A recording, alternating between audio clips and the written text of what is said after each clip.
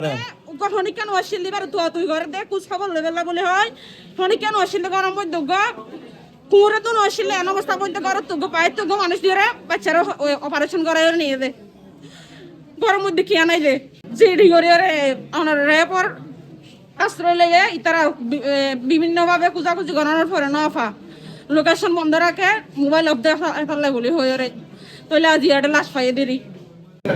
ঘটনাটা হলো 3 তারিখ বাচ্চাকে নিয়ে আমার ছেলের বউ হাসপাতাল ভর্তি হয়েছে পা ভাঙার কারণে।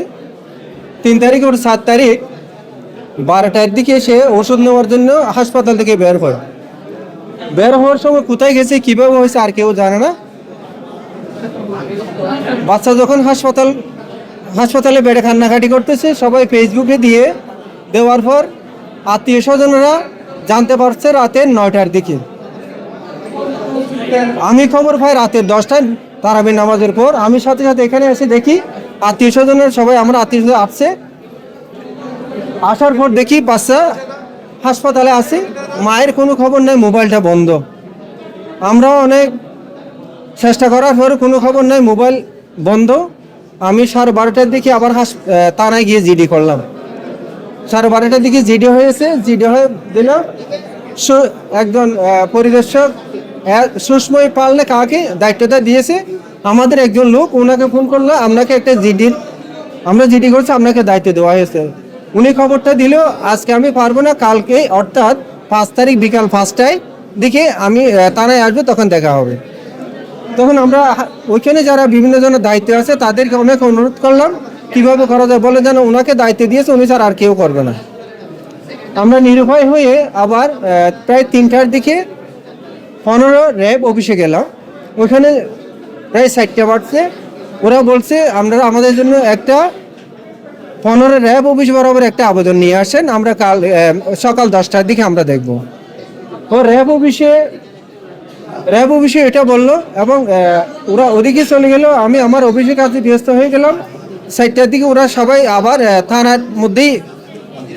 থানার মধ্যে রয়ে গেছে।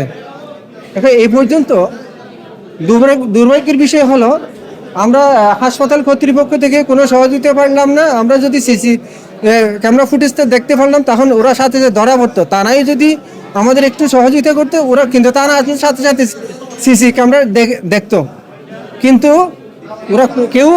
ওরা কাছ থেকে কোনো সহযোগিতা পেলাম না।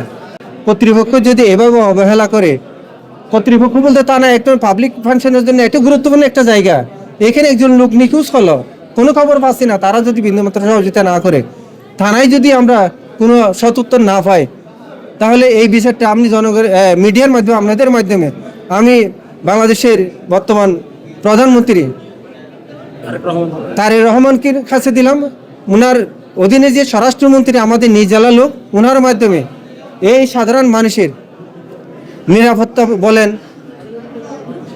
সাধারণ মানুষের অধিকারের কথা বলেন, সব কিছু যেন উনি একটু স্বচক্ষে দেখে এই লাশটা দেখে থানা বলেন, হাসপাতাল বলেন, এই বাস্তব দৃশ্যটা যেন উনি বাস্তব হিসেবে একটু সঠিক বিচার পায়। প্রশাসনের কোণে আজকে 4 তারিখ রাত 11টায় আমরা থানায় জিডি করছি। আপনিও এখানে গিয়েছিলেন, আমার স্টেটমেন্ট নিয়েছেন। আমরা এই পর্যন্ত কোনো হাসপাতালের থানার কোনো সহযোগিতা আমরা এই পর্যন্ত পাই নাই। আমরা নিজেদের উদ্যোগে হাসপাতাল থেকে সিসিটিভি ফুটেজ দেখছি। ফুটেজ দেখার পরে আমার সন্দেহ মনে হয়েছে, আর সন্দেহ হয়েছে নিচে পড়ছে। এখানে আর কোনো বাইরে ওর চলাফেরা করে না। 3 তারিখ হাসপাতালে ওর মেয়েকে নিয়ে ভর্তি হয়েছে। ভর্তি হওয়ার পরে 4 তারিখ নাকি ডাক্তারের ওষুধ লিখে দিচ্ছে। ওষুধের জন্য নিচে বাইরে এয়ারপোর্ট থেকে আর কোনো খোঁজ পাইতেছি না। আমরা রাত 11 যখন পাইতেছি না, বাসায় খবর দিচ্ছে, এখানে ফেসবুক আর দেখছি আর কি। আমরা আসার সাথে সাথে আমরা থানায় অভিযোগ করছি। থানায় অভিযোগ করার সাথে সাথে আমরা বলতেছি আপনারা তাৎক্ষণিক ব্যবস্থা নেন, হাসপাতালে সিসিটিভি ফুটেজটা একটু দেখেন। ওরা কোনো কিছু আমাদের এই পর্যন্ত আমরা কোনো থানা থেকে কোনো রেসপন্স পাই নাই। এরপরে আমরা কোনো কিছু করে আমাদের কোনো সহযোগিতা করে নাই। এরপর আমরা র্যাবের কাছে গেছি। র্যাবের কাছে আমরা লিখিত অভিযোগ করছি।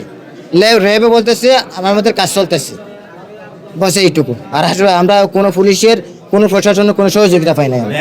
আমরা চাই এখানে সুস্থ ঘটনাটা তদন্ত হোক, আর প্রশাসনের দৃষ্টান্তমূলক শাস্তি চাই। এই যারা আমাদেরকে যে অফিসার কি কৃষ্ণ কুমার দাস নে কিনার ওনার অবহেলার কারণে আজকে এই অবস্থা।